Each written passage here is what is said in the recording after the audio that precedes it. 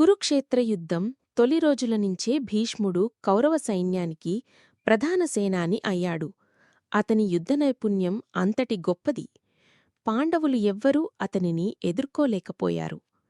భీష్ముడి బాణవర్షంతో పాండవ సైన్యం నాశనమవుతూ పోయింది. కాని భీష్ముడికి ఒక వ్రతం ఉండేది. స్త్రీలతో స్త్రీల సంతానం మీద యుద్ధం చెయ్యను అని. అప్పుడు శ్రీకృష్ణుడు ఒక యుక్తి ఆలోచించాడు. అరుణుడు పేరుతో పాండవుల పక్షాన నిల్చిన శిఖండిని ముందుకు పంపించాడు. శిఖండిని స్త్రీగా పుట్టి తరువాత యోధుడిగా మారినవాడు. భీష్ముడు శిఖండిని చూడగానే ఆయుధాలు ఎత్తలేదు. అప్పుడు అర్జునుడు శిఖండిని రక్షణగా చేసుకుని భీష్ముడిపై బాణవర్షం కురిపించాడు. భీష్ముడు రథం నుండి పడిపోయి బాణాలపై శరీరం ఆనుకుని పడుకున్నాడు.